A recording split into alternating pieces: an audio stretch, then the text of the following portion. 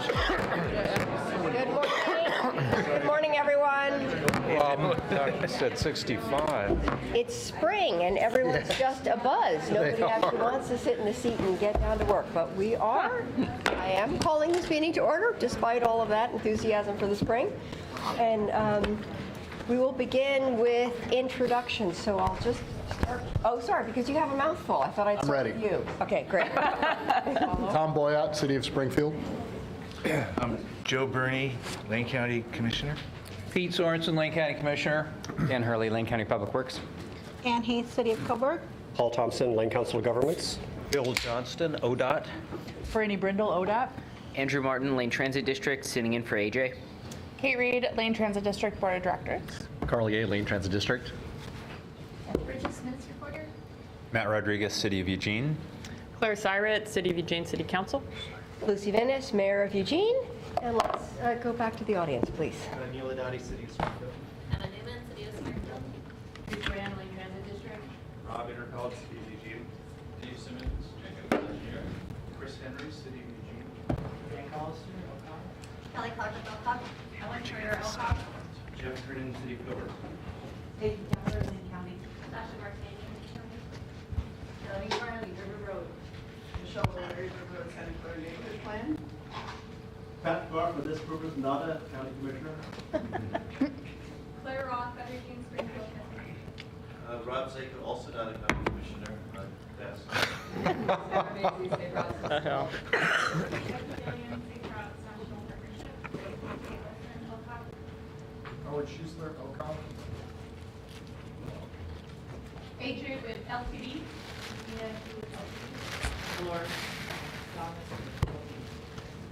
That's great. Thank you all. And I think we have seen Mayor Lundberg has now arrived. So welcome. Welcome. All right. First on our agenda is approval of the minutes. Do we have any adjustments, corrections to the minutes? And if not, can I have a motion to approve? I move to approve. Second, someone? Second. I'll second. Thank you. All in favor? Aye. Any opposed? Okay, thank you very much. Okay, any adjustments to the agenda or announcements from MPC members? I know I have Commissioner Sorensen wanting to make an announcement. Anybody else need to be in the queue? All right, take it away, Commissioner. Since our last meeting, when we briefly discussed law enforcement and traffic safety in the within the MPC jurisdiction, I did have a chance to talk to our new sheriff about law enforcement issues in unincorporated Lane County, but within our MPC. And I think all concerned on the county end of things think it would be good to have a more formal invitation to the sheriff to talk about, and I'll just blurt out a couple of things. One is the contracts that the county has with different jurisdictions, most notably Veneta and Cresswell, and how those contracts could be structured for other jurisdictions, maybe LTD, maybe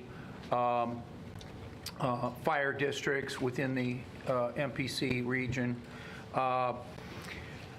and how those contracts are administered and how much money it costs and who pays for it.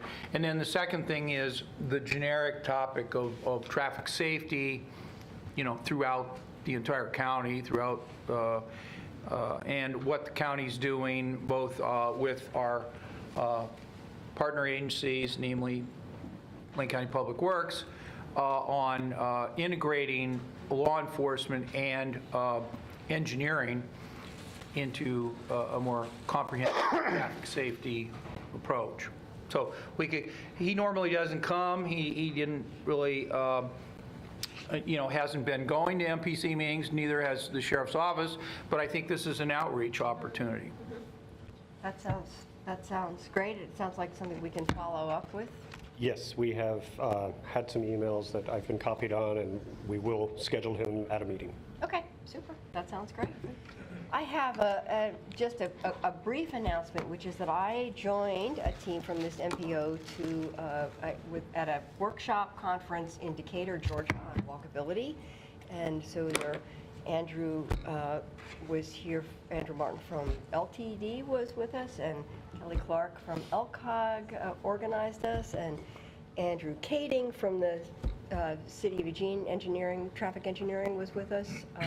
We had a representative from the County Public Health, and Sophie Kinley came from the Springfield Planning Commission, and myself. And we actually had a really inspiring, interesting, and very fun time. We have lots to share. We were tasked with coming up with an action plan for how we would coordinate and work together. It really making those connections between what we're doing around, Vision Zero and our traffic and all of our structural things with the health implications. So very, very interesting. And I know that we'll come back, I think, at the next meeting with a more robust, or the team needs to get back together again and put some notes together. But you will hear more about that at our next meeting. It was really, really worthwhile and very fun. So, all right, I think any other questions, announcements, changes? So we are ready for comments from the audience, if we have some. Ah, surprise, surprise. Rob Zako. So, Oh, no, he stepped out. Oh, there he is. You're up. Pardon me. Hi, I'm Rob Zake. I'm Executive Director of Better Eugene Springfield Transportation. I just want to let you know, as I'm sure you do, that, May is Bike Month, but May 11th through 17th is the Business Commute Challenge. This is the first year that BEST as a business is going to participate. We've got 3 staff people, and we're all going to do that. Policymakers around this table, as I understand it, you can't participate because you're not employees of a business, at least not the business that you are overseeing. But I want to encourage all of you to take that week and just one trip, try to go some way that you haven't gone before. Walk or bicycle. Peace Health Rides is giving away an entire month of bicycling this month. Take the bus, carpool, just try something new. May 11th through 17th. Thank you. Great. Thank you very much. Thank you very much. Okay, I think with that inspiring comment, we are ready to look at the Unified Planning Work Program. Yes, that's me. Thank you.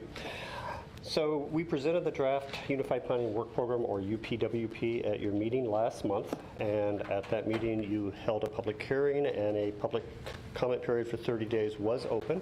I'm here to report that there are no comments received at either the hearing or through the public comment period. So today we are asking you for approval of Resolution 2019-03, which would adopt the Unified Planning Work Program and also program the planning funds specified therein for the MPC member jurisdictions and the MPO. If there's any questions, I'm happy to hear them or answer them, but we're asking again for approval of the resolution. Move approval. Do we have a second? Second. Are there any, before we vote, any questions, comments?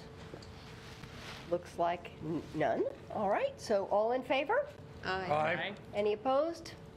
Great, that passes. Well, we did that in less than 10 minutes. Thank you. All right, next up, Beaver Hunsaker funding. So this is me again, and you have heard over the course of several months now about safety issues and very unfortunate fatality on that corridor. You heard specifically last month at your meeting a report from Lane County on the development of some rapid response and interim and permanent safety improvements, pending further improvements to the corridor, which will be several years out. At that meeting last month, we talked about how there was also potential funding available through the MPO to get those immediate improvements on the ground as early as next summer, 2020. Your staff worked through that issue, and to cut to the chase, your advisory committee, the Transportation Planning Committee, is recommending that you approve the programming of MPO funds, and I'm going to talk a little bit about the type of funds in a moment, for those safety improvements. If you recall last month, we talked about how those improvements are estimated to cost $600,000 if they are federally funded. And so the request today for the resolution is to program those $600,000 of federal funds through the MPO from the Highway Improvement Program. We are also working with ODOT to see if we can do a fund exchange and essentially replace those federal funds with non-federal state funds. If that happens, we would then adjust the funding, and it would be a lower amount. We're estimating at this time it would only be $500,000 if it was not federally funded. With your approval today of the $600,000 in federal funds, any adjustments to that can be handled administratively by your advisory committee, because the advisory committee under the bylaws has the power to administratively adjust those sort of things. So we could adjust that to be non-federal funds, we could adjust the amount administratively, and of course we would report back to you. If anything changed in terms of increasing the amount of MPO or federal funds that were needed, we would come back to you for approval. This body would approve that. Your advisory committee also asked that you expedite the approval of this because, again, as you heard last month, this is a very time-sensitive project. In order to get it on the ground even next summer, things need to be in process now to get the agreements in place, to get contracting and everything else lined up. So your advisory committee asked for an expedited approval, which, as I explained in the memo, basically means a shorter public comment period. Instead of the public hearing and a 30-day public comment period and approval next month, we're asking that you hold public comment period, public hearing today, that you close the public comment period today after the week that it's been open, and that you actually take action to approve it today, if you are comfortable doing so. So the first thing would be to open a public hearing, and there are people signed up to speak. Great, great. So I will open the public hearing, and we'll welcome the first speaker.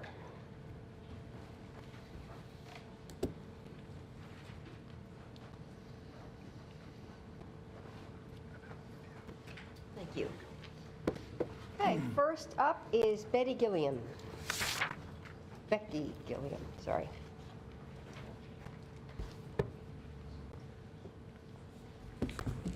Hi there, Becky Gilliam with the Safe Routes to School National Partnership.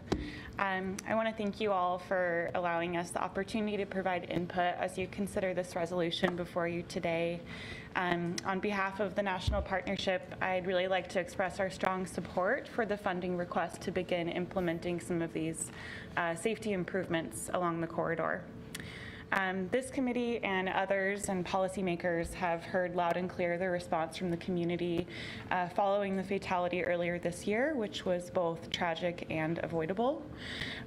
There are more significant infrastructure upgrades that we are looking forward to in years to come, but I think it's been made clear that the community simply can't wait any longer to take some action. Approving this resolution and funding indicates to me that this committee is listening to the community and is really ready to start taking meaningful steps to make some overdue safety improvements in this area for kids and families and people of all ages. So just wanted to be here and thank you for your attention and meaningful and swift action today. Thanks. Thank you.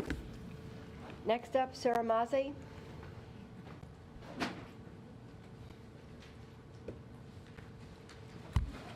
Hello, my name is Sarah Mazey from Eugene School District 4J's Safe Routes to School program. And I likewise am here to express support for Resolution 2019-4. And I just wanted to raise another point along with, of course, we cannot have more tragedies like the one that happened recently on Beaver Hunsaker. But I also just want to point out that this is a crucial corridor for safe routes to school for students in that region, for students attending North Eugene High School, Madison Middle School, as well as potentially some of the elementary schools in the area like Eugene-Gonquin and Corridor and Spring Creek. And I was just at North Eugene High School yesterday, beautiful sunny day like today, and there were 19 bikes in the bike racks. For comparison, my last count at South Eugene High School was in December. It was another sunny day, but fewer riders usually, fewer students are riding in the winter usually, and there were almost 100 bikes in the racks there. So obviously there's a difference here, and this is an inequity in large part due to the inequity in the infrastructure that's available to these students. There are very few safe routes to schools in the north, in the River Road and Santa Clara regions, and this corridor is a part of the problem. And if we leave this as is, not only are we putting students at risk, but a lot of parents just don't want their kids to ride those routes. And so those students get driven, and they're therefore missing out on the opportunity to have the health benefits and the learning benefits that come with active transportation as their mode of transport for school. So I appreciate that you're considering this today. I want to offer my strong support for this and the longer-term improvements. Thank you. Claire Roth.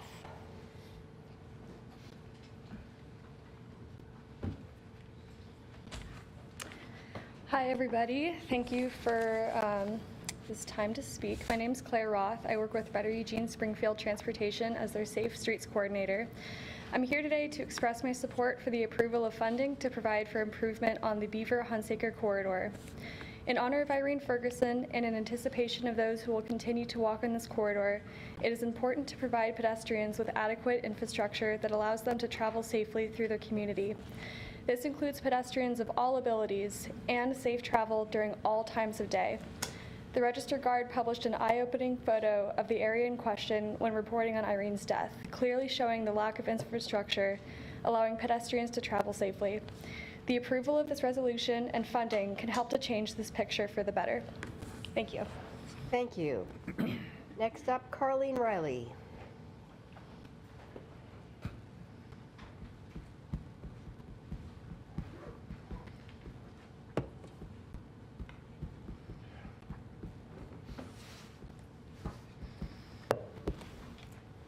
I'm Carlene Riley, River Road, 395 Marion Lane. Just 3.5 months ago, my friend and River Road Santa Clara neighbor Irene Ferguson was killed as a pedestrian.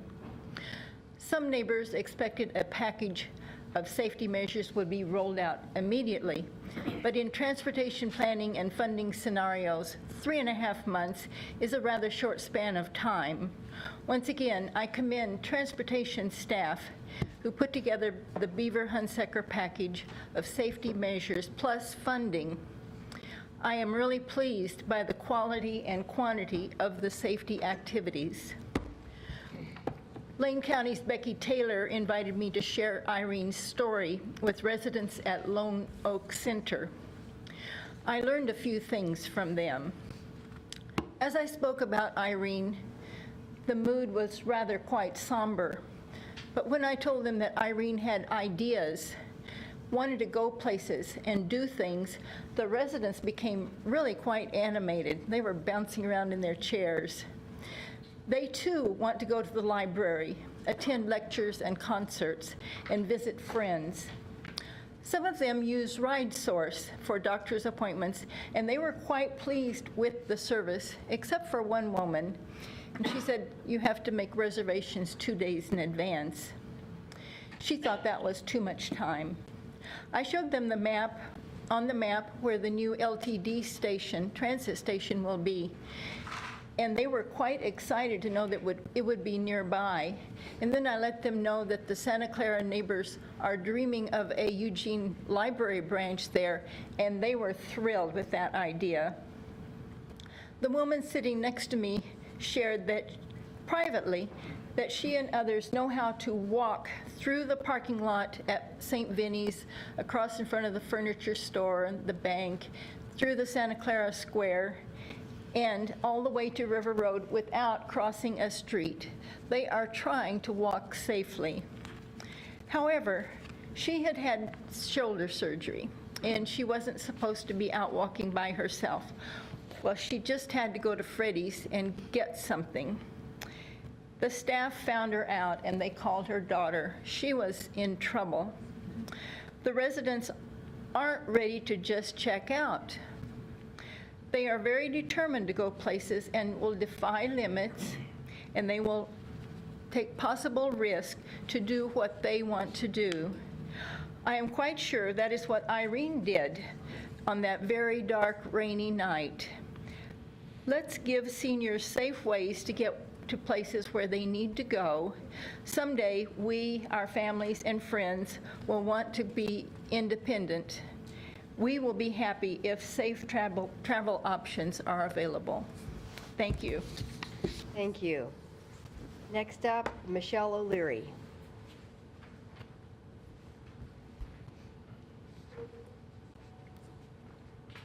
Hi, I'm Michelle O'Leary. I'm a member of the Community Advisory Committee for the River Road Santa Clara Neighborhood Plan. Our planning process has been going on for about a year and a half, and some of you have been there to our planning meetings. Our first meeting had over 350 people in attendance, and we've had regularly about 100 to 150 people coming. We have regular contact with the public in our community. I, for one, am the main transportation person assigned to the project team, and I constantly hear about these kinds of issues in our neighborhood, in our community. Beaver Hunsaker is a particularly bad stretch of road, but there are many, many others in the River Roads and Santa Clara area plan that are being addressed. So I would really encourage, much like Sarah and some of the others who have testified about the continuing with short-term and long-term both, make sure that we keep an eye on that particular area. It's really bad. The particular road that I live off of, I have about a 9-inch area between the white line and the edge of the shoulder, so we have to walk in the street. So I would definitely support the safety improvements. Thank you. Thank you. And last, Rob Zako.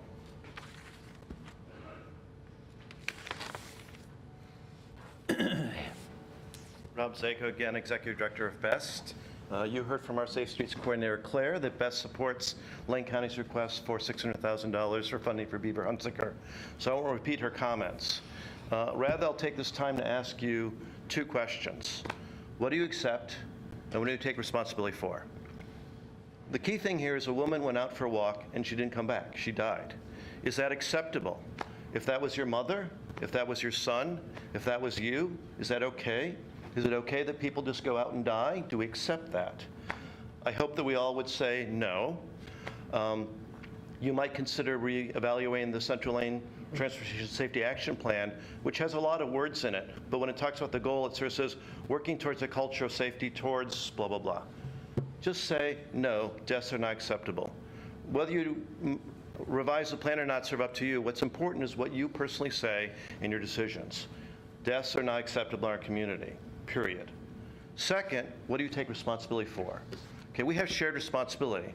A woman chose to walk in the street, which was dangerous. She has some responsibility.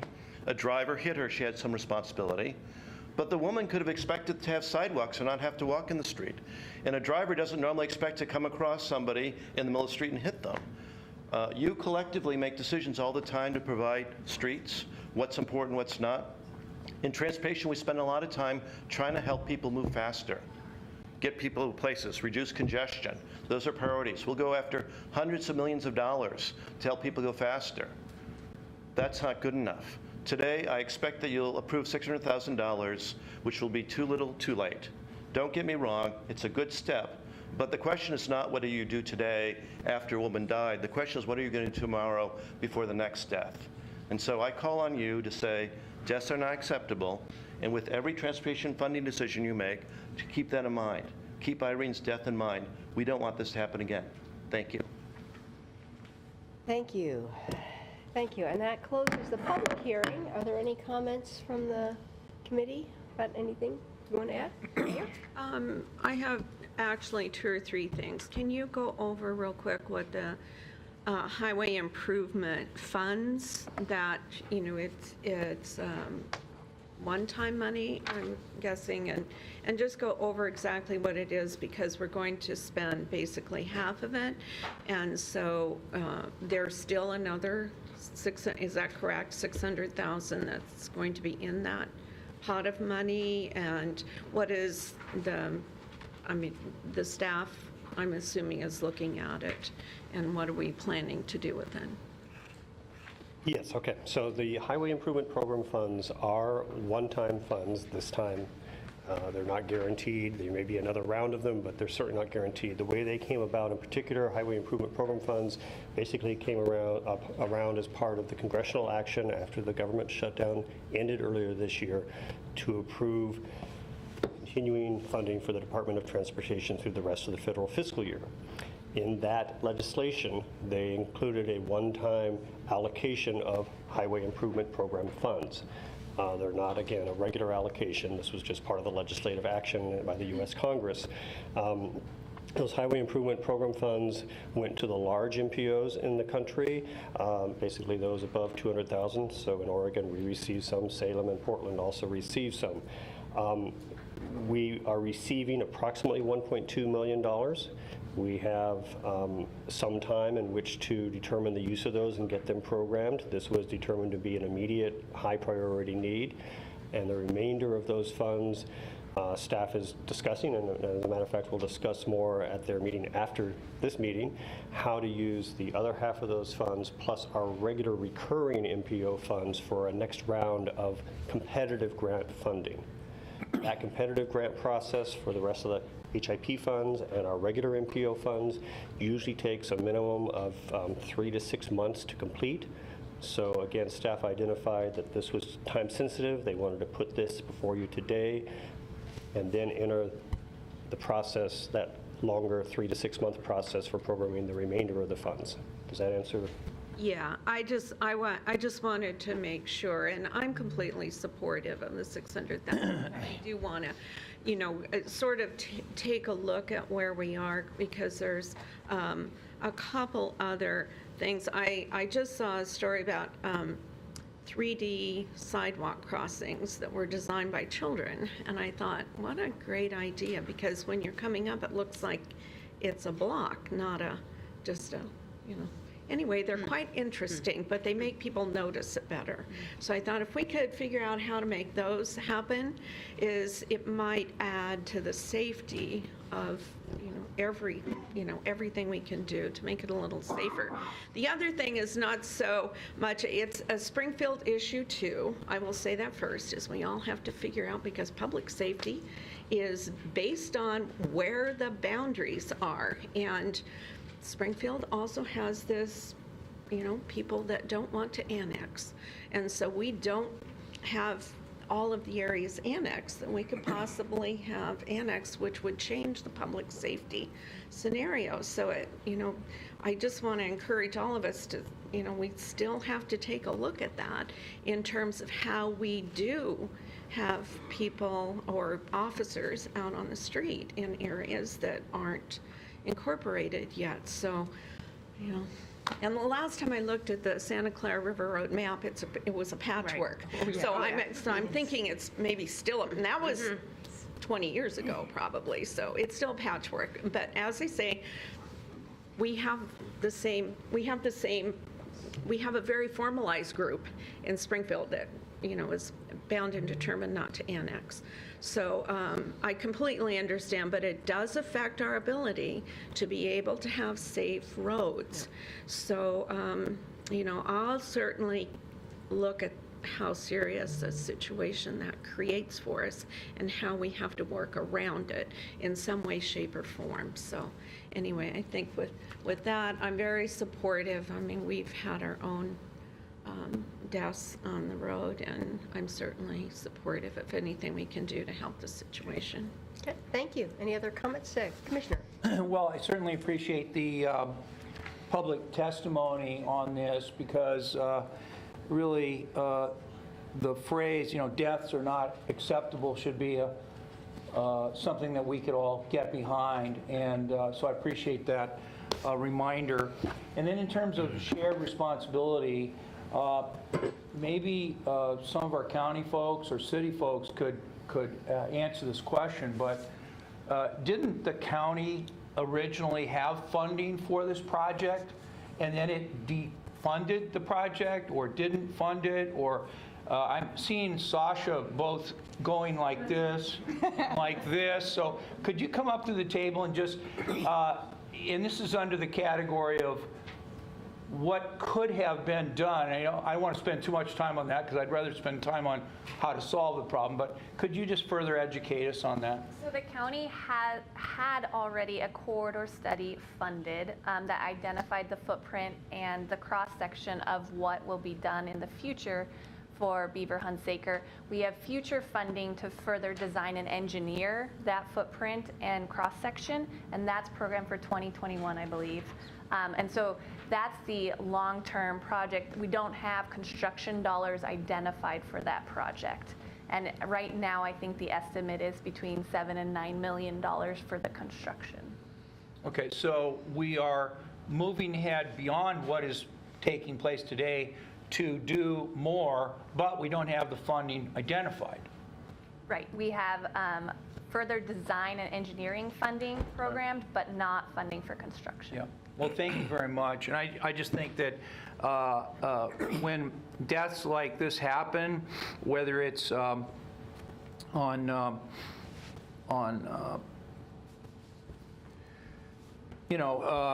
Southwest Eugene by Churchill High School, whether it's on Main Street in Springfield, whether it's, Beaver Hunsaker in the metropolitan area, but with the mixed jurisdiction, regardless of where it happens, it's unacceptable. And in our priorities in this table, we should be thinking safety, safety, safety. Yes, efficiency, traffic jams, yes, those are big problems. How to get people out of cars, really important. But in my mind, we ought to be thinking about safety, because we just don't want this to happen again. And what would be helpful for me as for advocates is to come to this table in another month and say, by the way, here's a safety area that is not being currently addressed. What can you do as counselors, commissioners, board members that thus far has not been done?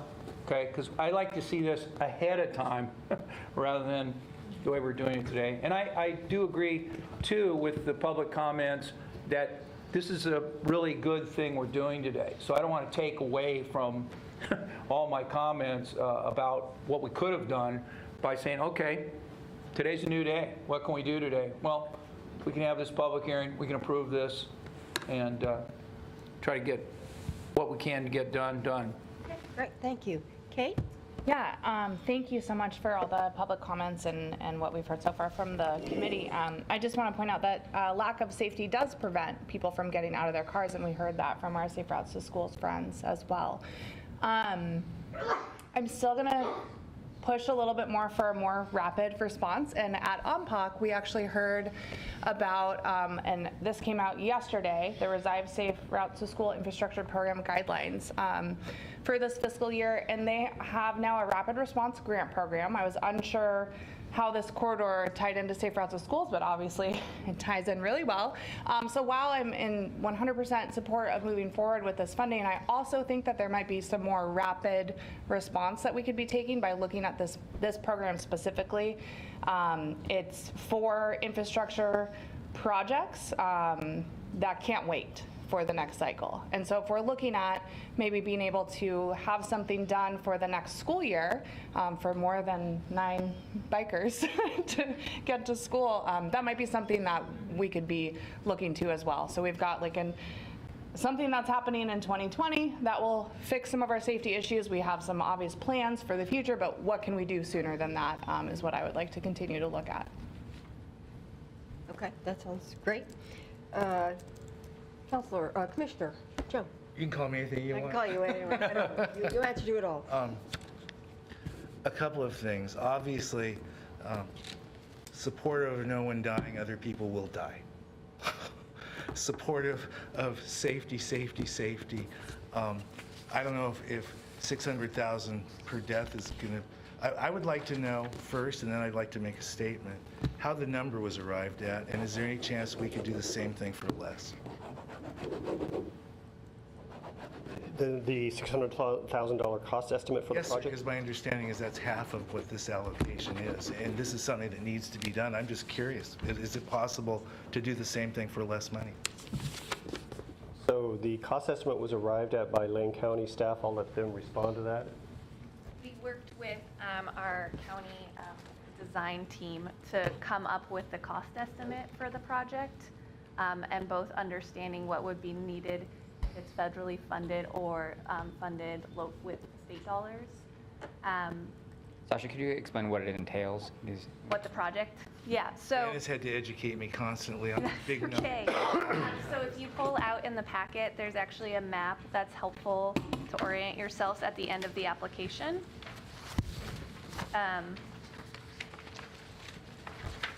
And so you can see, and I'll start from the Hunsaker River Road intersection.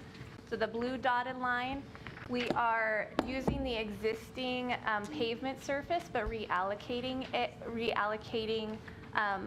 the width so that the travel lanes are narrowed and that there is more space designated for people to walk on the shoulder, and that shoulder would be protected by, you see this little box, these delineators. So that's part of the proposal, and then as you shift over, our proposal is to put in a RRFB, rapid flashing beacon, to cross the street. So those are the yellow flashy lights, signalized crosswalk. People can press the button and it lets drivers know that someone would like to cross the street. And then we would do again a shift to where that shoulder is for people walking until they connect to the orange dotted line, which is actually going to be a separated path along the Delta Sand and Gravel property. I'm fine. I'm not going to belabor it. I didn't ask what was going to happen because I actually did look at, I remember seeing this. I was just curious the budget. So we look at each of those elements and we estimate by footage what each thing would cost and put it together in a budget. I'm going to request rather that when this occurs, assuming it does, and as it's completed, at least I don't want to belabor our time, but look at what the actual budget was so I better understand the costs involved and specifically where dollars go, because I see this as a much greater need than just this one area which we are responding to now. I think there are so many safety areas with so many children and elderly and others that disincents riding bikes, taking scooters, walking. So I'm just really, really curious at a real solution, and that's the reason I was requesting this. And also I would just like to say I was fascinated and would love ideas such as Mayor Lundberg mentioned, because it just seems that there might be some other cost-effective ways to do more good for more people as we move forward. But thank you very much. And if I may add to that, we are evaluating some intermediate solutions, whether it's paint. Actually, we're looking at could we paint on some of those curb humps. Sorry, I'm blanking on the name, but to see if that might help slow traffic down too. Thank you. So we're evaluating some solutions. Sasha, do you have a feel for how much of this project will assist with the full project that may come 5 years later? Is this just a Band-Aid and this money won't be useful, or will it play into that design? Well, we'll be able to reuse the RRFB and also the path. I mean, there's a lot of other projects happening in this area that we'll hear about later on the agenda. So some of these solutions are just temporary, and when these other projects come in, they'll be rebuilt. But a lot of it is helping with the conversation and showing people if they have a place to walk, we'll see neighbors get out, and I think that will increase the need and urgency for the larger project that really creates the safe space for all users of the road in this corridor. Thank you. Okay, thank you. Councilor. Thank you. So I just wanted to thank the folks from Safe Routes to School and BEST in particular for their testimony, in addition to the River Road neighbors who came out. Absolutely, 0 deaths on our roads should be a goal for our community, and I just want to say I'm very proud of the City of Eugene for our adoption of our Vision Zero plan and ordinance, and I want to thank Matt and his team at Public Works for their support of the goals of that important initiative. And then on the Safe Routes to School testimony, I want to thank Sarah for pointing out the disparity that exists between students who have access to safe routes to their local school in some parts of our city versus this part of our city, which is very troubling. And, you know, the idea that this tragedy has helped push through some needed improvements that might allow not only residents at Lone Oak to be out and safer, but also students walking to their local schools to be able to do that, and their parents feeling comfortable with them doing that. You know, perhaps that's a bittersweet but positive outcome from this terrible tragedy. And then just lastly, on the temporary nature of some of this, I think it is an opportunity, because sometimes you build some engineering thing and it's not actually going to be used by the folks you think it's going to be used by. And so actually having some temporary nature for some of these things might then help when we do the permanent to reevaluate, did people really use this in the way we expected, and what might we change to make sure that it's actually serving those that we intended to have it serve. So thank you. Any other comments? I'll just add one, because I'm just back from Decatur, Georgia, and it was very interesting. They had a major arterial that went past a middle school, and they had a bike lane, but it wasn't buffered in any way, and they reconfigured it and put these temporary brightly painted planter boxes that stretched for a mile, something like a mile. And the city manager was asked in this meeting, you know, how permanent is that? And she went, permanent. You know, it was going to stay there because there wasn't money to do something more, and they were going to use it. And if it stayed for a long time, great. And if they came up with funding to do something more, great. But they had made a commitment that this needed a fix right away, and that's what they were going to do. So, it was interesting to see, and a sort of a good lesson. So, thank you all. I think that brings us, if we're ready for a vote, can I have a motion on the table? I move to program the, I don't have a motion in front of me. It's 209. I move to adopt and approve Resolution 2019-04. Second. All in favor? Aye. Any opposed?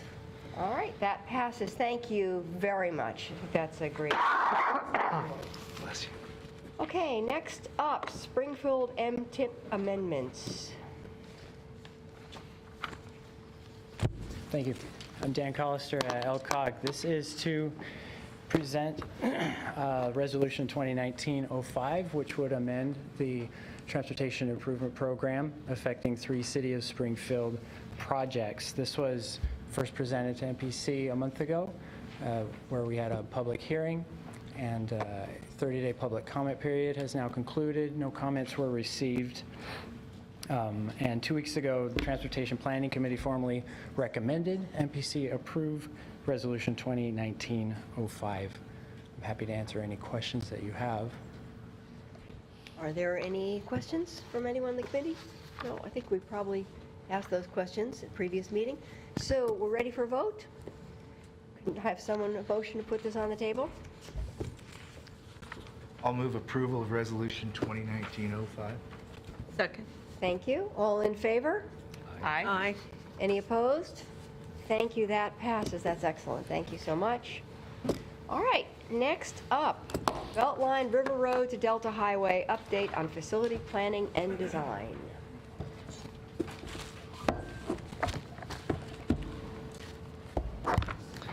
Thanks for getting me on. What's that? Thanks for getting me on.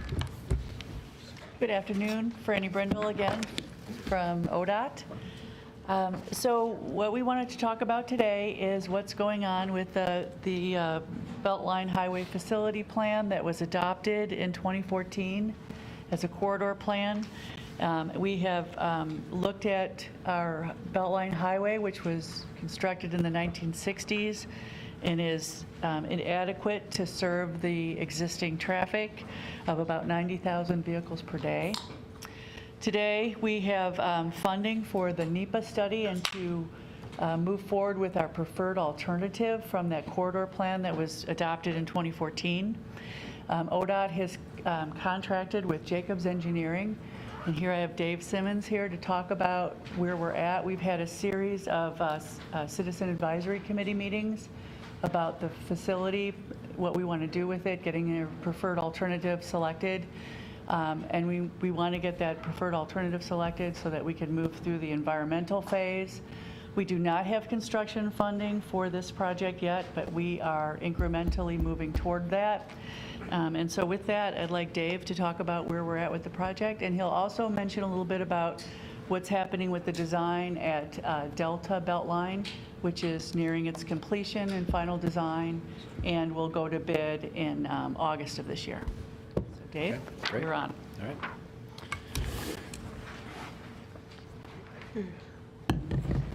All right, thank you, everybody. Let's see if I can get this presentation to work here.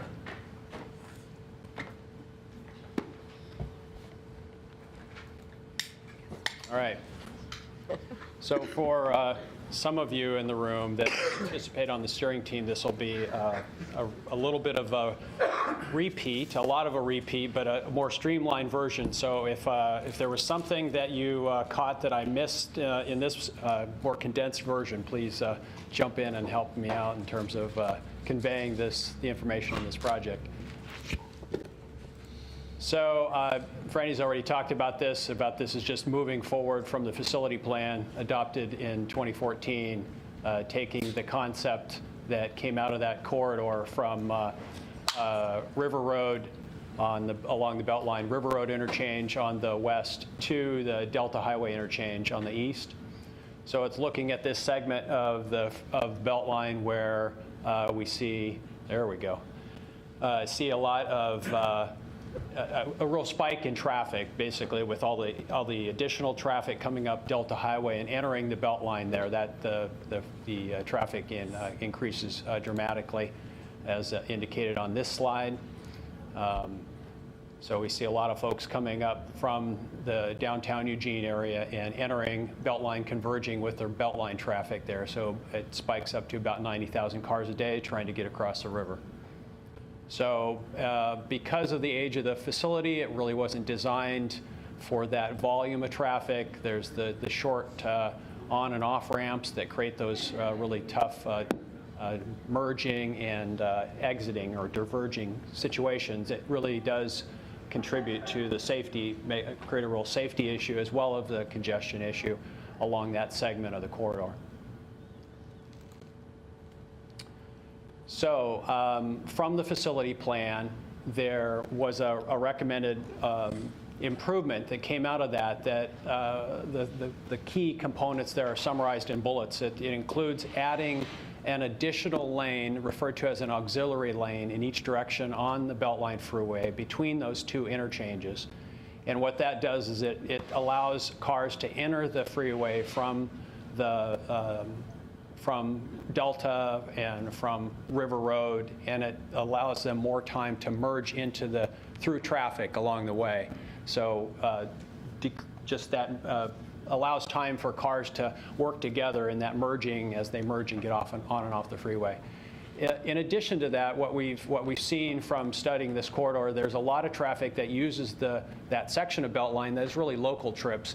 And so this also includes a new local bridge over the Willamette River just north of the Beltline.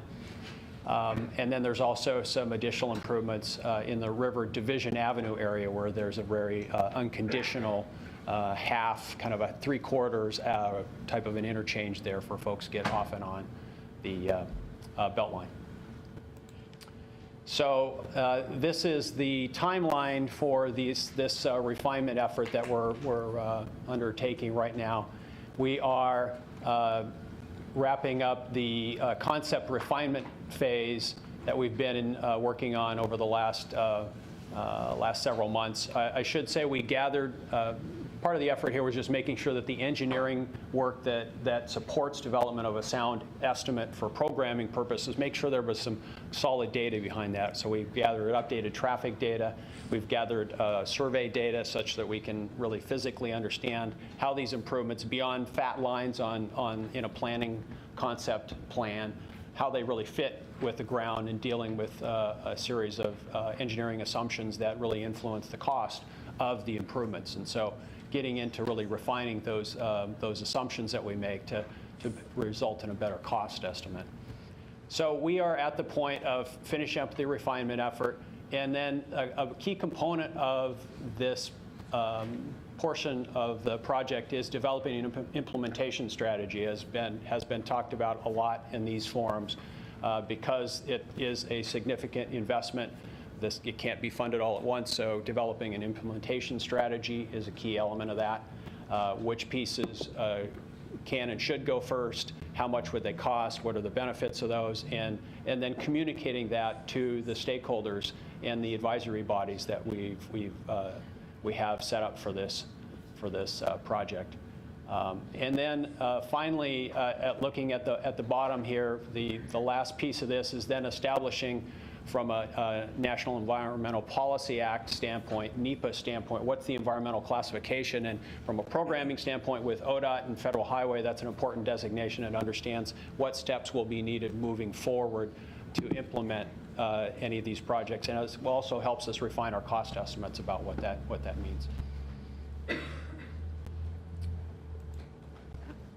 So Franny indicated that we really don't have funding for the current efforts underway, but there is a component that came out of the facility plan where ODOT was able to allocate $20 million towards an initial phase of modifications to the Beltline Delta interchange. And those are shown here on this drawing.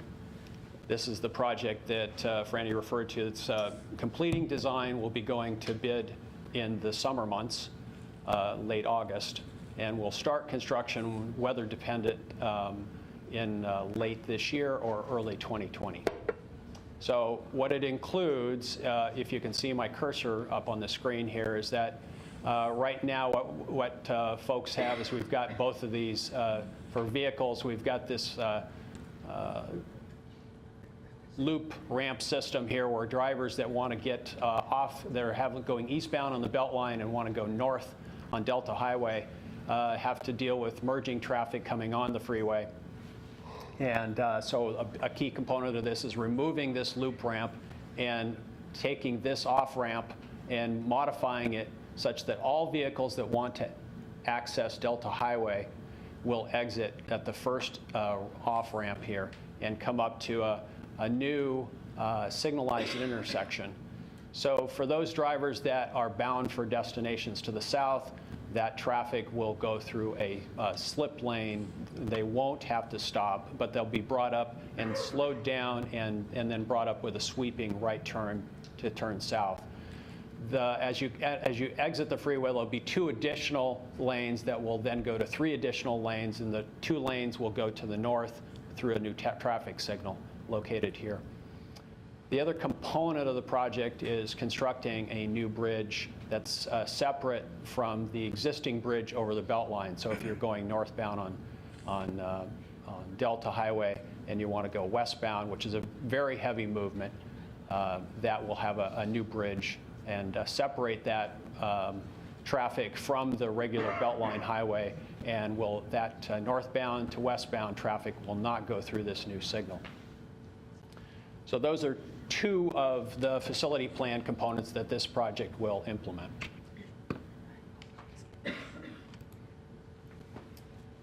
So with that, we'll jump back into the planning effort, refinement effort that we're undertaking for the rest of the project. We've had a series of meetings to date. This slide summarizes those. We have a steering committee that's made up of elected officials and as well as leaders of organizations, including LTD, the city and the county, as well as ODOT. And then we also have a citizen advisory committee that we've held 2 meetings on, and we're stepping through the development of and refinement of the concepts and sharing the details associated with that. Another component of our outreach is neighborhood meetings. We've met with several, and we have several upcoming meetings with neighborhood groups to talk about what this project is doing, and encouraging folks to participate in an upcoming open house that we'll talk about here in a minute. There's a series of property owner meetings that are ongoing And then we did have an open house in in 2018. So from the feedback that we've received thus far, we've certainly received quite a bit, but as has been talked about here today, along the River Road portion at the west end of the project, that corridor, River Road itself, serves a lot of needs. There's a lot of demands on that facility, a lot of traffic, and as well as motor vehicles, as well as bicyclists and pedestrians. And so in many cases, there's a limited amount of space and a lot going on there. So looking at improving safety for pedestrians and bicyclists within the project limits there near the freeway is certainly something that we've heard probably first and foremost.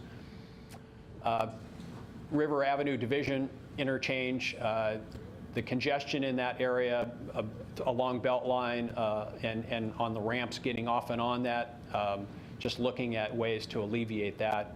But also, as we look at modifying that interchange, look at how we can maintain access to the river. That's an important component for the community there. We don't want to see that access shut off. And then finally, the local arterial. And I'll have some images here that I'll move to in a minute that show that as an important link between the neighborhoods. And it's a vehicle link, but there's an important connectivity system there for non-motorized users as well that I'll talk about. So the current concepts, we've got fairly detailed drawings. I don't have them here today with me. I have a few of them just because of the time frame allowed. But this is a map from the facility plan that I'll use to dive into this conversation a little bit here. So what we see is the project includes some improvements, modifications to the ramps here to add some additional capacity, help vehicles getting off and on the Beltline itself.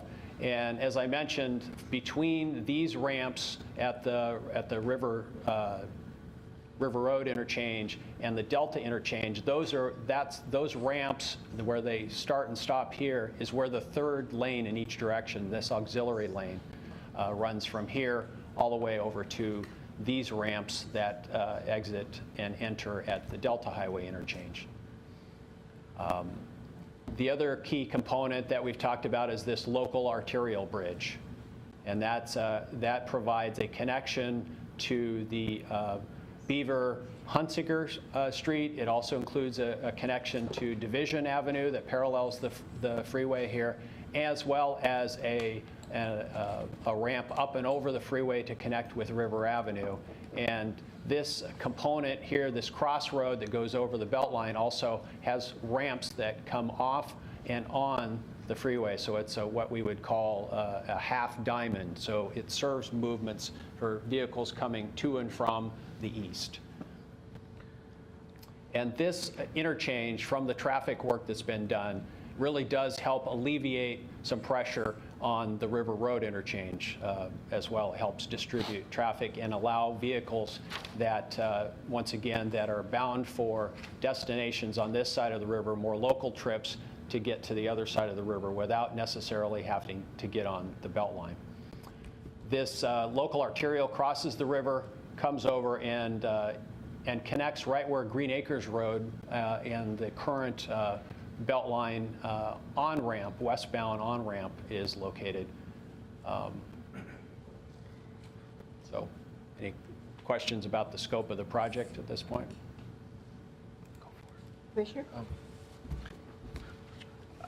Because it's dark, I apologize. And Yeah, my eyes, I have a hard time seeing things when it's light. Sure. But So- I'm assuming, and I'd just like you to confirm, that it's pretty clear that there's a direct relationship in terms of project footprint between this and item 6B, the Beaver Hunsicker item. Yeah. So I'm just, confirm for me that that's part of the footprint and you're coordinating. Yeah, I should probably just proceed, and I think this will answer your questions here as we move forward. Yes or no?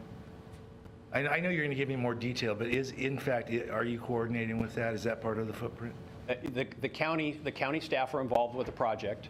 the footprint of this project does not utilize a large majority of the improvements that are proposed with the project. And I'll look back at the staff here who are more familiar with the details there to correct me if I'm wrong. But the implementation of this project is a number of years out, and so the useful life, I think, has been discussed here today. There will be many, many years where the investment that you're making, as whether it's temporary and whatever temporary means, there will be a long period of time where there's value in that. I would just add, I think the commissioner meant the long-term Beaver Hunt Saker project and the needs of this, of urban. Could you come up, please, and so people can really hear? Thanks. I just want to clarify, we recognize the difference between the short-term and long-term Beaver Hunt Saker projects, and I think I think the importance here is the connection between the long-term Beaver Hunt Saker corridor vision. Yes. And Beltline. And I'm sorry, that's what I meant to convey. That's what you meant. Okay, good. So yes, indeed, it does coordinate. The roadway cross-section that we use as we tie in is from that study. Thank you. Okay. Thank you. So this is one of the detailed images from our current efforts here. That there's a lot of detail in here that you don't necessarily need to absorb, other than it provides maybe a more of a zoom in, showing with the blue indicating the new roadway in the area here on the Beltline freeway. It also shows the new bridge over the river that would be part of the Beltline modifications. This local arterial, I've got a cross-section of this since this is a new facility. This is one concept for how this new local arterial could look. Fundamentally, it needs, the traffic needs really only require about one travel lane in each direction on that roadway. But there's additional space being set aside for bicyclists and pedestrians. Here you can see this is intended to convey an intersection with the Division Street that would connect up with the existing roadway there to the west. This would be a ramp up and over the top of Division Avenue and over the Beltline that would then ramp back down onto River Avenue.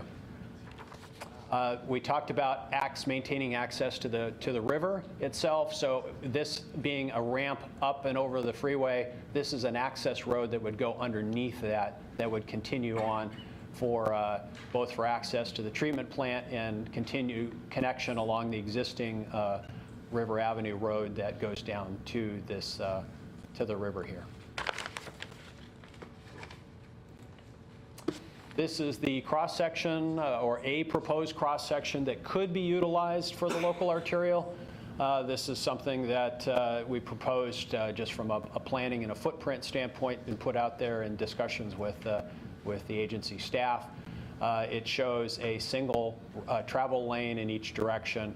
It also allocates space separated by a landscape median for potentially a facility such as a two-way cycle track, and also would allow for a pathway along the north side of the facility.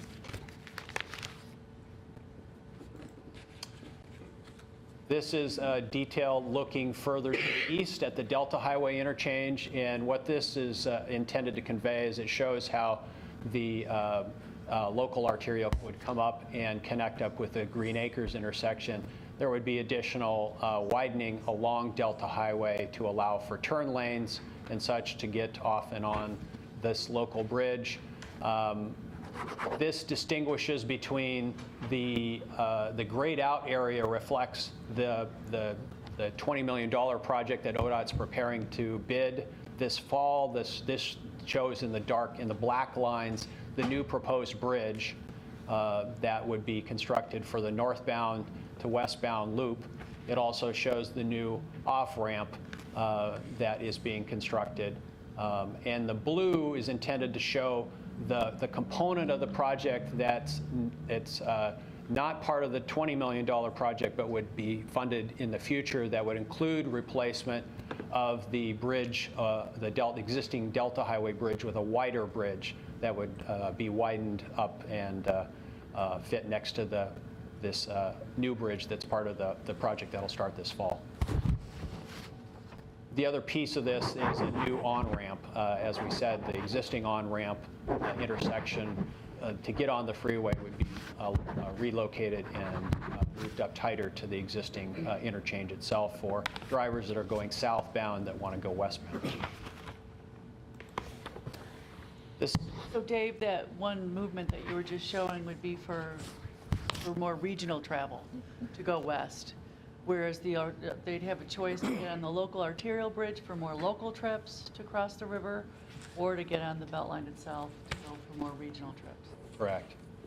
And I think it's helpful. I think we've certainly heard from community members that are concerned about this new local arterial bridge really resulting in an increase in traffic through their neighborhood, particularly along the Beaver-Hunsaker corridor. What we're seeing in the modeling is that, and that's consistent with the work that was done for the Eugene TSP, is that vehicles that are we're not seeing a tremendous increase in traffic, in part because what people are doing now is they're getting on the Beltline and then they're getting off at the river division to connect up with those roadways anyway. If that's where they're going, they're just what this does is it keeps them from having to get on and cross the river on Beltline. It just keeps those trips from on the local arterial, allows a space for them to get across.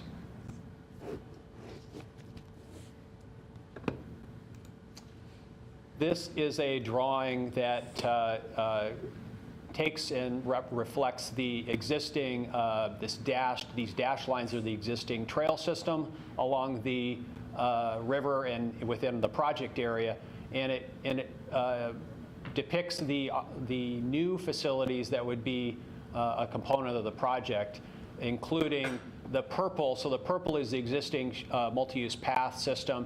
This dark purple reflects the new proposed multi-use path that would be a component of the project and how that connects up with the existing system. There's an existing trail network. Those are red X's basically showing that it would replace this existing trail system that wraps around between the two facilities today and this existing trail system here. The yellow indicates sidewalks that are a component that would allow for connection up to this interchange and up and over river, up and over to River Avenue. And there was buffered bike lanes as well on this facility, and a multi-use path that's part of the city's TSP that would connect up along the north side of Division Avenue.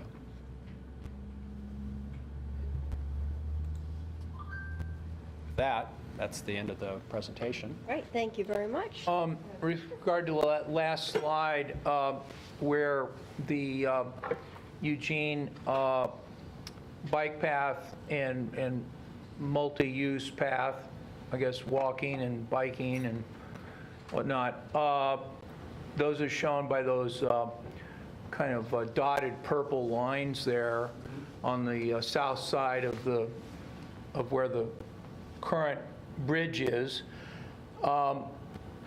Is there any funding and is there any consideration toward extending that path north of the bridge, where now it's shown with the solid purple line that those paths would be they'd sort of end and there wouldn't be any further development? I say that because a few years ago I had a meeting with some Corvallis people about the connectivity between Eugene and Corvallis along the Willamette River and the potential of extending the bike path all the way to Corvallis. And could we make a start as part of this project north along the river? So direct that to the city and county staff here in the room. It's not been a discussion with this project. Okay, could it be? This design would certainly allow for that. Yeah. Yes. How far up the river could you get? Or down the river, I guess, be more accurate. It's not something we've looked at with this in terms of the engineering feasibility. Is that your question? Yeah. Yeah, it's not something we've looked at with this project. What would it take for you to look at that? Well, it's Separate project, it's basically a separate project. If we could look at what the TSP has stated, or the county, but it just isn't in the scope of this project at this time. What it would take would be more funding. Yeah, what would it take to expand the scope of the project? So we'd be talking about it in a bigger sense, that the people that live north and east of the river crossing, the bridge crossing, i.e. North Eugene, and the people in Santa Clara, that they would have greater multimodal use of this whole facility. Nice idea. I'll jump in. This is Rob Interfeld with the City of Eugene. So we're working with Lane County on developing a path that's in the Eugene Transportation System Plan that would extend north along the western edge of the Delta Sand and Gravel property and connect into either Wilkes Drive, is it Wilkes Drive, or one of the other roads that comes off of Wilkes. So that's on the west side of the river. On the west side of the river, right? So that's a project that is in the planning stages. And we'll be working on our bike and pedestrian plan as part of our strategic plan. Yeah, we just for the information of the group, we just approved yesterday at our meeting, and Ms. Tartanian, she is the person that got together the grant to the state and authority for us to apply for this grant for a county bicycle and pedestrian. So that's why it's on my mind to have this connectivity further up. We have some boat landings up there too, don't we? So those are part of the, we have boat landings that are on the north, to the north of this map. And so connecting boat landings and other public land that we already have to this area would really improve the walking and bicycling.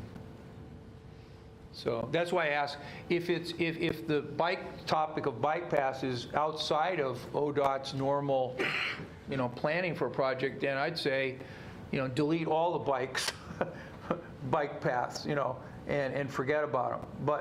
Or if you're going to include some, then why not include, a bigger picture of the need for the multimodal facility in that area. Sure. I think the idea behind this was, there's always a discussion when you're looking at transportation improvements, regardless of the mode, about where you stop. Yeah. And so this is clearly an effort. What we were trying to do here was show how within the facilities that are within the scope of this study, how could we accommodate, and because we are disrupting the existing system, so we're trying to indicate how we could actually replace those. And in this case, I think the drawing depicts it. I think there would be an opportunity to enhance the connectivity for non-motorized modes. Yeah. I would add briefly, I believe the urban growth boundary does stop at the Beltline Highway. I mean, one distinction might be that these other facilities to the south are in the urban area, whereas this area to the north is outside the urban growth boundary. Yeah, in fact, this local arterial, the urban growth boundary currently, that would need to be, from a land use standpoint, that would need to be addressed with this portion of the local arterial connection. That, as drawn, is outside the urban growth boundary, so there would need to be an amendment process or of something similar to allow the construction. Okay, thank you. Thanks. Carl. Yes. I wanted to just say thank you for the presentation and for actually you were answering my questions while you were going through the presentation, especially with the showing the addition of sidewalks and bicycle lanes on the roads. But especially I want to point out, I really appreciate that you have put in the shared bike path, the bridge across the Willamette north of the Beltline, because that is going to be huge for those communities that are north of the Beltline to be connected to each other. And as a person that's cycled a lot in that area, it means that you don't have to go across on a Owasso Bridge. You can actually keep going further and go past Beltline and then get those into those communities. So thank you for that. Yeah, sure. Well, this was developed with input from the city and county staff, as well as in thinking about how you could do that and trying to reduce the conflicts with the motor vehicles, yes. Excellent, thank you. Marilyn Burke? A couple of things, but part of it's about bike paths, and Franny, you can help me with it, is I started on the Beltline I-5 project, I think in 1999 or 2000. It was a year or so ago, I'm trying to remember, when we actually dedicated the last part of the bike path that went with that project. So you can count the years, how long it took to get there. But the other important thing of that project is we had extra money from it. Right. And it was several $1 million. And I absolutely was a proponent that it goes to Beltline and the Delta area, because it is a huge issue for our metro area and has safety concerns. And even Ray Smith was talking about people cutting through Coburg to try and avoid Beltline. There's all kinds of issues that happen because we have to take care of these big congested problems that we have and to take care of them in this sort of way. The other piece about the bikes, and Emma probably knows, or somebody else will know, is that there was actually through Travel Oregon a group that has been getting together, and they're trying to connect bike paths all the way up to Oak Ridge, and some of this is for the kind of people that buy $5,000 bikes and they have 3 different sets of tires, or however they do that, because they ride gravel, they ride dirt, they ride streets, whatever. But the concept was connecting our communities. So I'm not sure where they're at in their process, but the whole idea is at some point you could ride all the way to Oak Ridge, you could ride to Coburg, you could ride to Cottage Grove, you could get between Eugene, Springfield. And the grant only didn't go all the way to Florence, but the concept was eventually you could ride all the way to Florence. So I don't know if Emma or somebody, where the status of that project is, because I know that group is quite enthusiastic and is still working on it. So, and it doesn't necessarily address like a project like this directly, but the idea is there are connection gaps that we need to take a look at. Yeah, so that was the bike tour, East Lane County Bike Tourism Studio workshops. There were a series of, I believe, 3 workshops. I think LCOG staff might be better suited to respond to the current status of it. Yeah. That's good. So who on LCOG staff knows what the... Oh, thank you. Brenda has been spearheading that. Yeah. Unfortunately, she's not here today. We were just talking about both the bike lane coalition, and there's also another LCOG grant that we're working on, which is the Trans-America Trail. We might just schedule a joint presentation or update on those 2 projects for an upcoming meeting. Yeah, that would, and it's very helpful to see where our metro area, because we have gaps that would make those connections better and longer, to see them, because if they're not directly in our plans now, we could get them there. And then the rural pieces, there's that very enthusiastic group that's determined to have a paths outside of our urban core. Right? Yeah. And I wanted to just mention that of this group, Councilor Surratt, Lane County Commissioner Farr, and Commissioner Bozovich, and myself are on the steering committee for this project. Right. Councilor Surratt. Thank you. So thanks for the presentation. It's good for me to see it more than once, so that I can speak to it at times when people ask me about it. You mentioned that right now the Beltline moves about 90,000 vehicles a day, which is an astonishing number. Do you know when it was first built what they thought the capacity was, its max capacity, just for comparison's sake? It was a county facility, so I can only imagine, you know, and it was built with one bridge. So if you look at the river crossing, you'll see the old bridge, which is like many of the facilities like 99W and such, where they started with just one lane in each direction. Right. And then they realized that was enough, so we better build a couple more lanes and built another bridge. And so now it's got 4 lanes, and 50 plus years later, it still looks like that at the river. I can say this, many of the facilities that were built during this era used many of the same techniques we use today to forecast travel demand in the future, but things changed dramatically in the 70s when women entered the workforce. So you remember houses from the 50s? Well, we were always in the workforce, but just maybe not in that same way. You can't blame it on us. But good try. Bill. Sorry, Bill. It was Basically, it's women. We're always causing trouble. not what I meant. But what you're saying is that people driving in their cars to their workplaces, that dynamic changed. Right, and we all have seen houses built in the 50s. They had single-car garages, even on into the 60s. So travel forecasters really didn't count on that phenomenon of so many people entering the workforce. So that's a phenomenon all over the country, just in general terms. Yeah, no, I just think it's interesting. And I think just reminding us of that tiny bit of history also kind of explains, when you look at it on that map of how we merge now and do the on and off ramps at Delta Highway, it's like, who thought of that? You know, so it was just jury-rigged into an existing situation. So, you know, we've pointed out every time we talk about this, we don't have any funding, we don't have any funding, and we don't have any funding. And while this may be totally pie in the sky and nobody knows where these conversations will go, you know, the president did sit down with congressional leaders this week to talk about transportation infrastructure. Congressman DeFazio is the House chair of that committee, and so, you know, I totally might be pie in the sky, but at least they're talking about it, and so you know, I'd encourage us all to keep an eye on where all that goes, and hopefully Congressman DeFazio might consider this amongst a project worthy of consideration, whatever his influence is on that. I see both Franny and Paul wanting to respond. Yeah, we do have this opportunity that just has come up, like little trickles of federal money comes out, and they're called build grants or infra grants.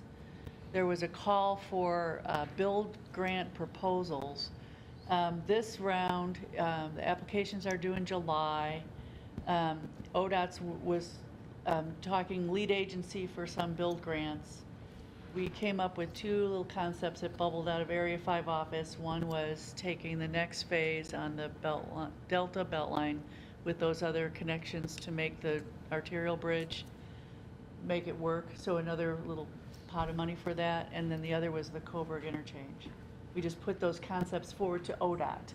And we'll see what they want to do about it. But the good news about this project is we have JTA funds that are left over from the interchange, which are state funds that can actually be used to match federal funds, I believe. Great. And that's, I haven't been told otherwise, so.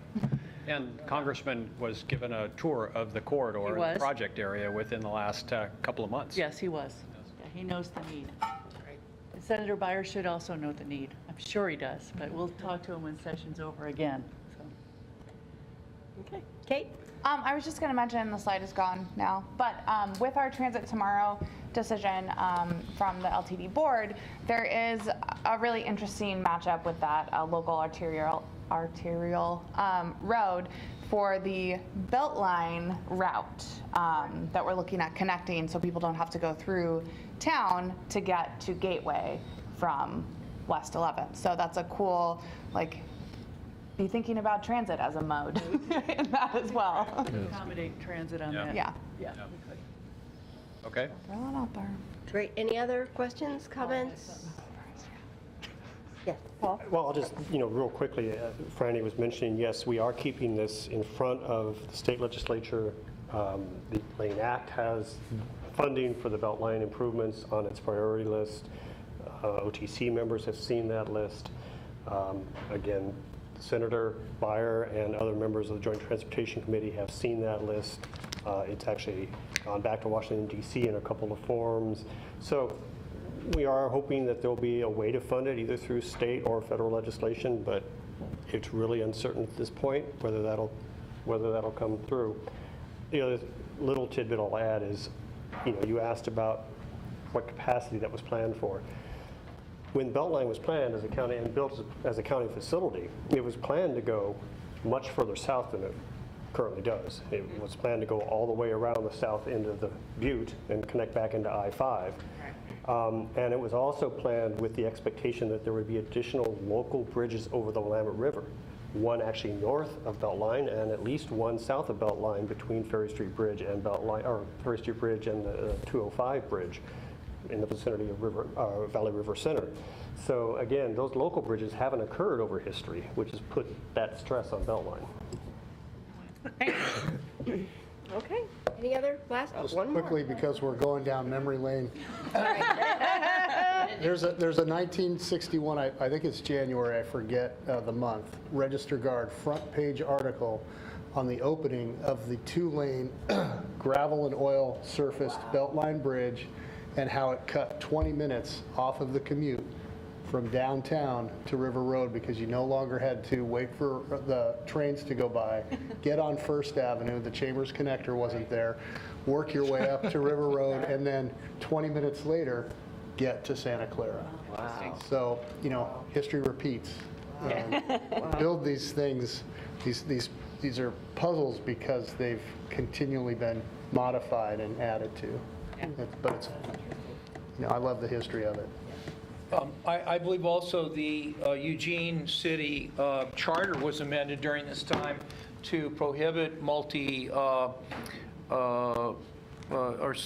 freeways in the city without a vote of the people, and that's why the freeway kind of ends at 7th Avenue as opposed to going down the Jefferson, Washington blocks and down to, I think it was going to be 18th, 19th, to then head over towards Amazon Park. And so that public vote was to stop that kind of urban freeway. Thank heavens. Thank heavens. Coming out today. All right, thank you very much. It was really a great presentation and a really interesting discussion, so thank you all very much. And our next item is HB 2017 Implementation, Transparency, Accountability, and Performance Requirements. Yes, and we have two guest presenters from ODOT here. I will let them come up and introduce themselves. Do you have slides or not? No, just Okay, perfect. I would ask that you grab a handout and pass one down, please. Good afternoon, ladies and gentlemen. My name is Phil Case from Oregon Department of Transportation. This is Kat Silva. She's here to talk about HB 2017 specifically. First of all, we're honored to be with you today and to talk about HB 2017 a little bit. The handouts you see they're kind of thick. We'll admit that. There's a test at the end, so no pressure or anything, okay? I'm just kidding. But anyway, feel free to ask and jump in anytime you have any questions about anything. We're going to kind of cover this at a high level, but if there's any specific questions you have, we'll be happy to answer them. And one thing I do want to say up front is, in the recent past, we talked a lot about the FAST Act and MAP 21 and the federal performance measures. This is completely unrelated to that. So kind of forget those for now. And this is specific to the House Bill HB 2017. So thank you for your time. So as Phil said, or PK said, my name is Kat Silva. I've been kind of charged with overseeing the implementation of the House Bill 2017, the transportation package. And essentially what that looked like in the beginning was just kind of breaking apart the legislation and into different initiatives. And then as we kind of did that, 4 themes really kind of rose to the top, congestion relief being one, preservation of our transportation system being another, creating and maintaining transportation options being the third, and then transparency and accountability being the fourth. And I'm really going to be focused on the transparency and accountability measures that were included in the bill, but feel free to ask any questions that you might have. And so diving right in, the legislation really increased and strengthened the role of the Oregon Transportation Commission and their oversight of the agency. And as part of that, we have been tracking and reporting our progress with implementation of the bill to the commission each month. And there's kind of a sample of of that in your handout, and then there's also the April report to the commission included at the very end of your packet. And so we broke apart each initiative into kind of 3 or 4 milestones that we could report at a high level, and then there's just a whole lot of work going on underneath that so that we can really make sure that we're implementing every piece of the legislation from large to small, and that we're focused on checking every box essentially. And then as part of that, they also authorized the Oregon Transportation Commission to establish a subcommittee, the Continuous Improvement Advisory Committee, which they have now, and they have 10 members. There's 4 internal ODOT members, 2 commissioners, the chair of the commission and the co-chairs, Commissioner Van Brocklin. And then there's 4 additional external members that sit on the CIAC is what we call it for short. And they're really focused on diving into the agency's internal audit function to make sure that our internal audits are focused in on areas that the agency really could stand to improve, that they are looking for areas where we can increase our effectiveness and our efficiency, where we can create savings and further target those savings into investments in the transportation system. And also, as part of that, they're looking at our project delivery methodology and looking for ways that we can increase our efficiency there, but also to develop a better sense of precision there too as well. And so those are kind of the focus areas, and you'll see that on, I think, page 3 of your handout. 4 maybe. Are there any questions so far? Okay. Yeah. What's the website? The transportation, or so sorry, it's the Transparency, Accountability, and Performance website, the TAP website. What is the website? If you have your cover memo electronically, there are links in the cover memo to the various websites. Perfect. And so another accountability measure is really there were actually several reporting requirements, and one of the mechanisms that they established for reporting requirement was the Transparency, Accountability, and Performance website. And there we actually have a whole bunch of project tracking information for the highway and transportation projects. And then we also have links to local government bridge and pavement condition information that was submitted this last year. We have links to local government projects as well as local government financial reports that are required to the agency. And then we also have links to the Connect Oregon projects that were included in the bill and other Connect Oregon projects as well. And so those were kind of the bare requirements for the website. And we're continuing to look at the user testing to make sure that it's really functional and that it's user-friendly, and enhancing it in every way that we possibly can. But that launched just in January of 2019, the TAP website did.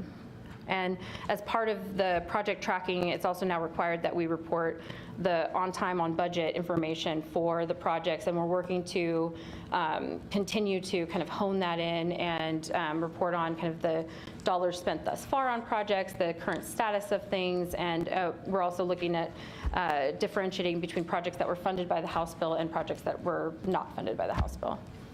So, any questions there? Sorry, I'm kind of racing through this, so please stop me at any time. Okay, so beyond the website, we also had this reporting requirement for not just local governments, but also for the agency for the bridge and pavement conditions. And so the agency, ODOT, already did track bridge and pavement conditions as a requirement for FHWA, but there was no place where there was one report with the state information and also the local government information. And so that's really what we tried to do with this report, was to aggregate all that information and to give kind of a, I want to say state of the state, but essentially a snapshot in time of the conditions in each city and county where there was federal aid, paved road miles, and any of the bridge inventory bridges. So for those, that report's also included in your packet, the full report, but that was the first time that we've submitted something like that to the legislature. This initial report serves as a baseline, essentially, for us to see kind of where things are at the beginning of the package and to track that over time as we get the next fuels tax increase and we get further investments in the transportation system. We can kind of see where there may be outliers and cities or counties that tend to have a lower percentage of good or fair roads and bridges, and in which case the local government partners and ODOT can look at making more strategic investments for that over time. So that's.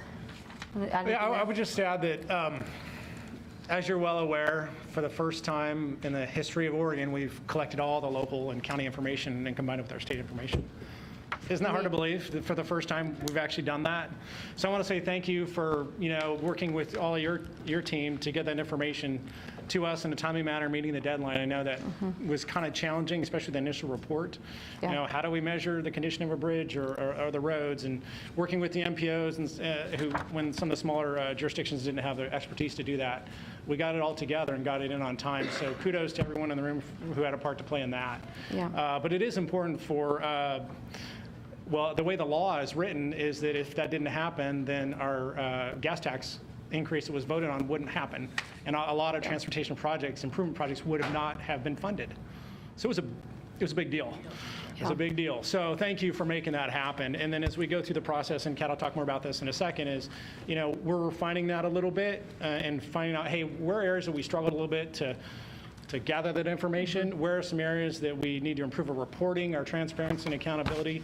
Website, is it user-friendly? Does it tell the information that it's supposed to tell? Does it inform the public? Does it help inform policymakers and legislators on projects and working with the ACTs and the Transportation Commission? So again, it's kind of all-encompassing, but that is kind of where you're going to find the information that we gathered up is on that website. So. Yeah, and I think it's that report being one way that we're demonstrating, I guess, the impact of the investment. And then we also have another report that's required to talk about how that revenue is being parsed out. As the revenue comes in, are we following what the legislation is telling us in terms of the 50-30-20 for ODOT and the cities and counties, and beyond that, where they've directed us to further and kind of splice that investment, are we actually making that happen? And calling out the various projects in the STIP that have House Bill dollars associated with them. So we are continuing to refine that report with LRO and Legislative Revenue Office, and we've submitted it twice now. The third one will come out in December. I believe that will probably be the most refined, where you'll have the most kind of comprehensive picture of revenue coming in, revenue going out, and the projects that are starting to come alive from that investment. So, as kind of Phil mentioned, there are several conditions that are tied to the fuels tax increases in the future. And so the first condition report is what we're calling it, is due this December for the January 1, 2020 2-cent fuels tax increase. And so there are several different conditions that need to be met, and we're tracking everyone kind of as a separate body of work to make sure that we are meeting every single one and securing that next fuels tax increase. And one of those was that we needed to have all of the locals report in, and we needed to make sure that we submitted that information to the legislature by April, and we did that. So that was one box that we were able to check there. Yep. And there were several projects called out in the legislation itself, earmarked projects, and there were actually only 2 of those earmarked projects that are considered trigger projects. They must be complete by December 1 in order to trigger the next fuels tax increase. It's part of the conditions, and those projects are on track and on target to meet that deadline. So, but the other projects that are the other earmarked projects in the bill are on several different timelines. So we can expect those to kind of come out over time. Any questions? Yes. I'm just curious, I think that this on-time and on-budget reports, completed construction projects, interactive graph thing is very cool. Yeah. I'm just wondering, I mean, somebody like me who goes on there, I have access to people who can answer my questions. Let's say I don't. And it says, this project is late, and it's over budget by $116,000. And I'm like, why? How is that happening? And what's the scheduled completion date if it's late at this point? Is there anywhere else that people could go to find that information? I think probably the closest place that people could go to find that information would be the online STIP. Okay. So taking the key number associated with the project and just searching it through the STIP, and it should have whatever the latest resolution is, whether that's to change the timeline, change the scope, change the funding amounts, or kind of rebalance that. I know that that's kind of a tricky process, but we are always looking for feedback. So if there's more information that we can provide that makes it more of a comprehensive view for users, we want to know that. And I know that our staff are working all the time on making sure that whatever components we add to the website we can sustain, and that the information that's being provided is from true source information, and so that we're not having any inaccuracies being published. And so I know that as part of, so we had a real-time audit conducted on the implementation of the House bill over the past year with the in kind of collaboration with the Secretary of State's office, and they really focused in on this transparency website, as well as our implementation of the transit program.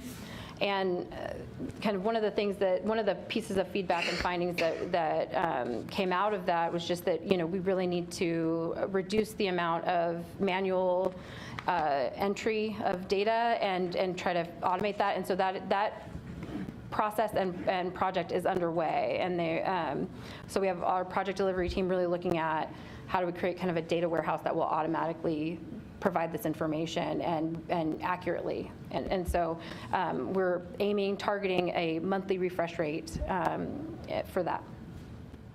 And part of it too is as we grow into this, I mean, as you look, you're like, it's okay, but it could be a little more polished. It could have a little more information. Why are we late and over budget? Maybe there's a perfectly good reason. Maybe there's not, but I don't know because it doesn't say so. So the human nature is to assume the worst. So we have to do better about that. Part of that is kind of making sure that our project managers and those who are making those updates, they're really good at what they do.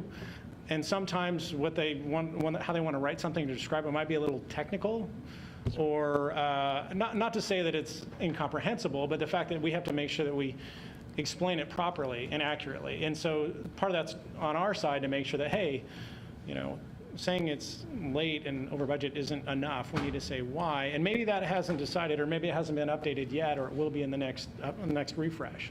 But you're right, it's important that we have something in there, even if it says reason pending or something. Well, and if so I agree with you. If you're going to give us this much information, right? Yeah. It begs the question. Absolutely. Yes. Why? Yeah, Yes, absolutely. that's where that is. It's not just in what is happening. It's Right. why that's transparency and accountability. Too. Right. Absolutely. And most of the time, we're going to point straight back to our region folks because they're the ones making it happen. Totally. But you're right, the general public's going to say, I don't even know, who do I talk to?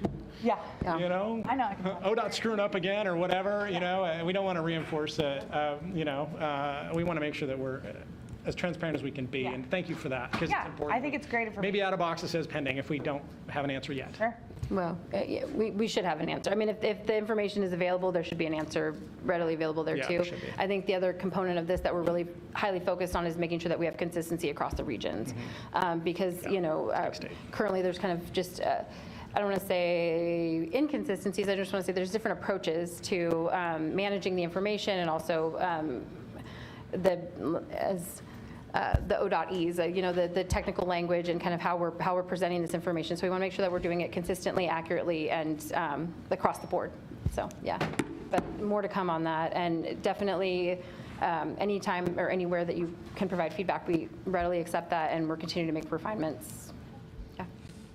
Councilor Sarret? So just want to appreciate in the fact that you are working on transparency and having this be accessible to the public, that when you use several acronyms while you were presenting, you then told us what they meant. Yes. And that's a challenge we have here and at the Lane Act. We have a lot of acronyms, and so I just wanted to call that out and say thank you for having that in mind. That's a really important piece of presenting to the public about this work in a way that keeps it as accessible as possible, because when we start to get into acronym land, that's really when it makes it hard for folks who are not steeped in this work to connect with it and understand what it means. So just wanted to say thanks. Well, thank you. Thank you. Any other comments, questions? Yes, Paul. Two quick things in response to what you were saying. There is an email list you can get on and get a monthly update on STIP amendments. So instead of having to look and see if anything's changed. You can get a monthly email that'll tell you here's what the STIP amendments are, and then you can drill down to see whatever information is available. So that is something that, again, if you want to follow these, you might want to do. Unfortunately, you'll see all of them for the whole state, but you can at least scan them and see if there's any local ones. Yeah. The other thing, Oh, sorry, go ahead. no, the other thing I thought I'd mention, just because we hear about it a lot here, if you go in this handout to page 6 of the condition report, page 6 of the section that has these tables, we've heard a lot over the years from Lane County about how many bridges that Lane County has, and page 6 has the county-owned bridge condition reporting there, and you'll note that Lane County has 410 county-owned bridges, and the next highest is Lynn County with 302, a third more than any other county in the state.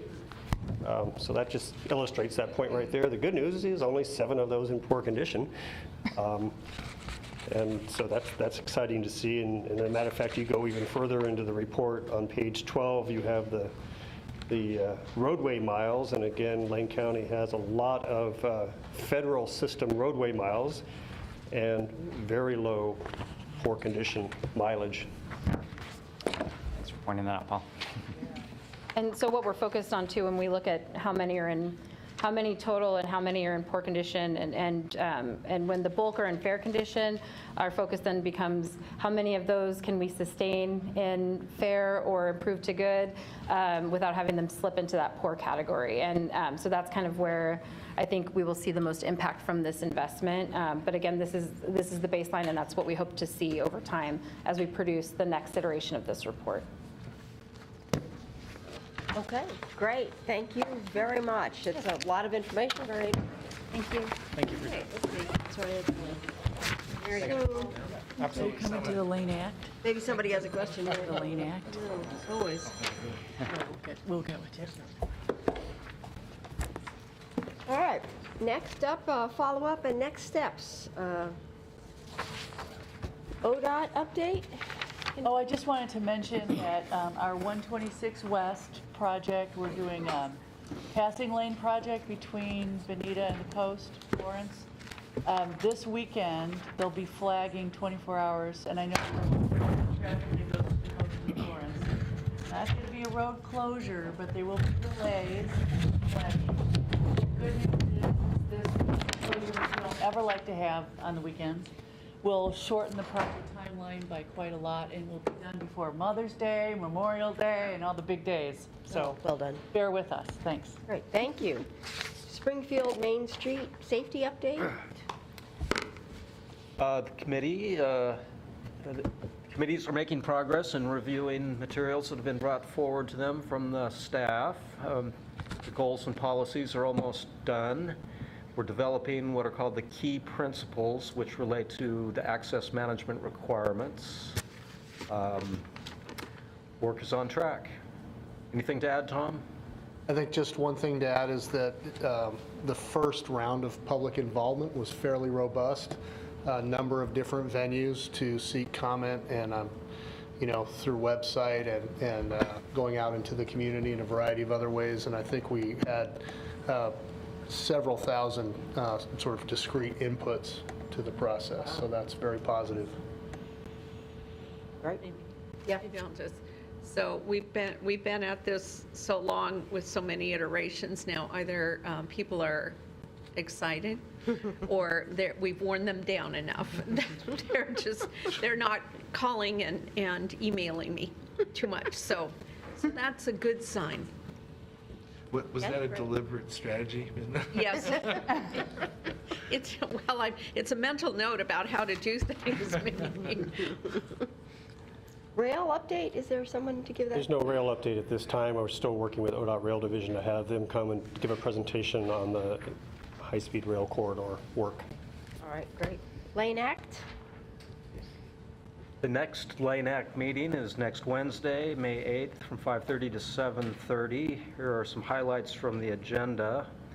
Franny and our construction project manager will be providing a construction update to the Lane Act. You may remember Steve Templin coming to speak to you about the I-105 work and other projects in the area. will be providing a similar presentation to the Lane Act. We have a featured member presentation. Lawton Elliott DeAngelis from the Springfield Public Schools will be talking about Springfield's Safe Routes to School program. I'll be following up with a brief update on the status of the ODOT program, reminding everybody that we have received money already through that program. ODOT has awarded money to several jurisdictions here in the area.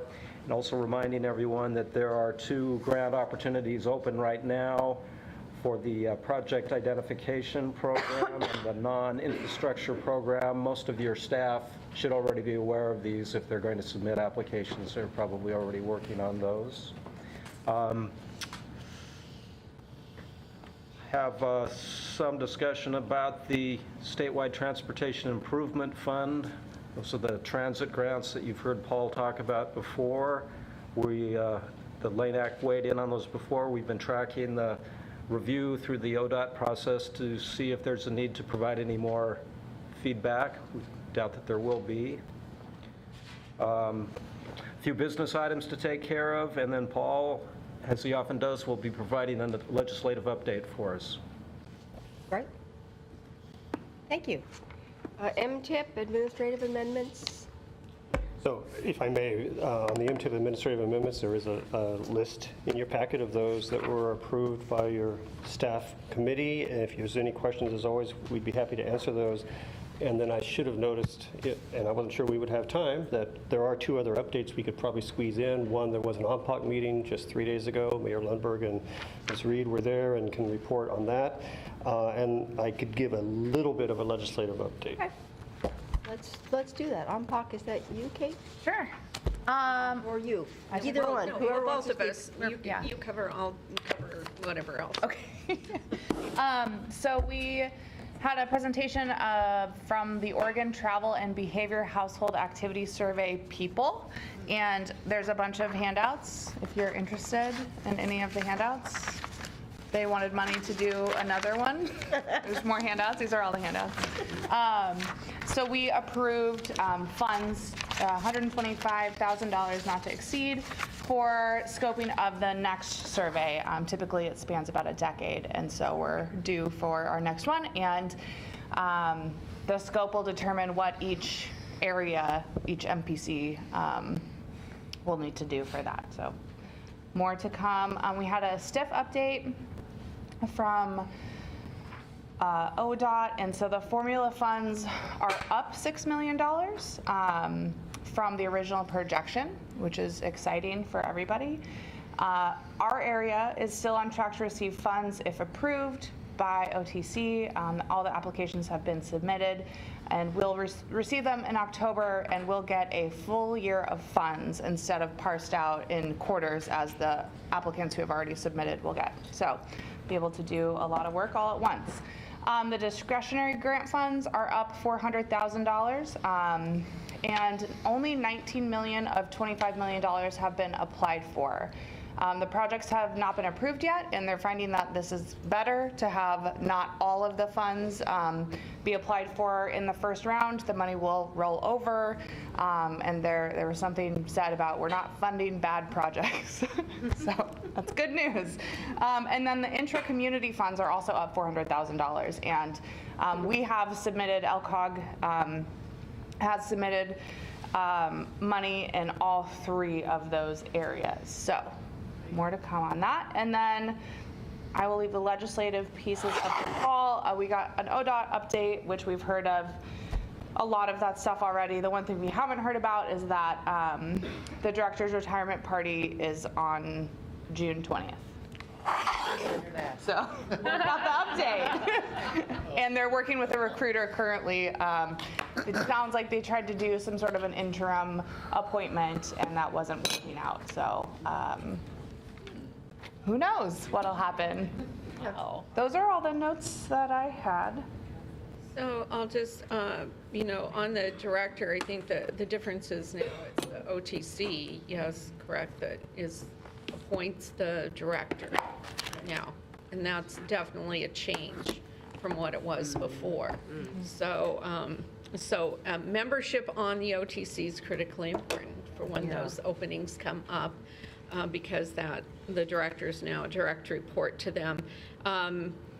A little bit back to that household survey, which, I didn't notice was right in front of me, but what it does is, I hadn't realized how modeling is set up. I thought modeling was something out of, planners' stratosphere somewhere, and they just made these numbers up. Not that I ever mentioned that to any other people from ODOT from the past or anything, that where do you guys get these numbers? Anyway, I realized that they actually do modeling based on information that is provided. So it is critically important who participates, how we do it, and it looks like we have 2 people from here that are LCOG that are on the committee.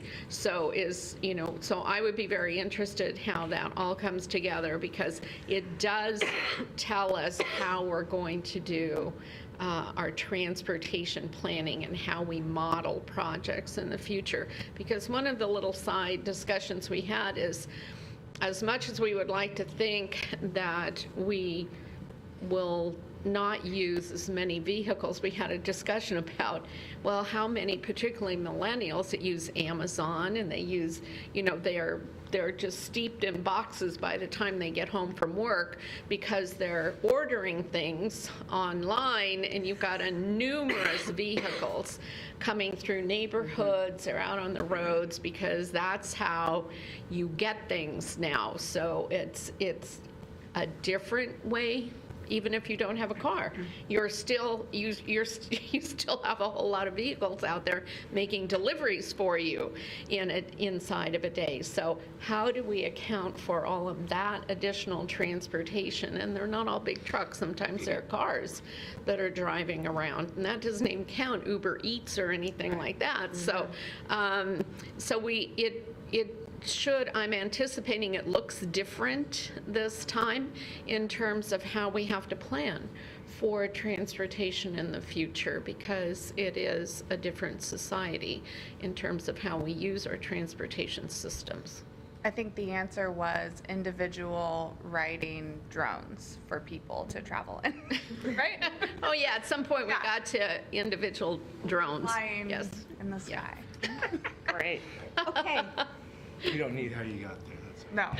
That does bring us to 1:30. I don't know if you have something urgent you want to share about the legislature for a minute here. I will take about 60 seconds just to say a couple of things. The OTC membership was mentioned. I wanted to follow up because you approved, if you recall, letters of support for Sid Lykin and Carmen Four. The appointment for Tammy Bainey's replacement on the OTC was made, and it is Sharon Smith, who is from Eastern Oregon, and that was a requirement because there has to be at least one commissioner east of the Cascades, and Chair Bainey was that commissioner, so her replacement had to be east of the Cascades. Sharon Smith is from Bend. And unfortunately, as we continue to hope to get a chair on the OTC, the current schedule wouldn't have the next term opening until July of 2022. Oh my gosh. Unless there's an early departure. So we may be waiting 3 years. The legislative update, I will wait till next month because, first of all, there are some things that are starting to percolate at the federal level, but very little definitive yet. And second, on the state level, there's updates I could have given, but May 18th is the cutoff for legislation in the state session, so we can be more definitive about things at your next meeting. All right, that's great. That's great. And then any items that we want to add for next meeting? Any agenda requests that we have? All right, good. We are adjourned. Thank you.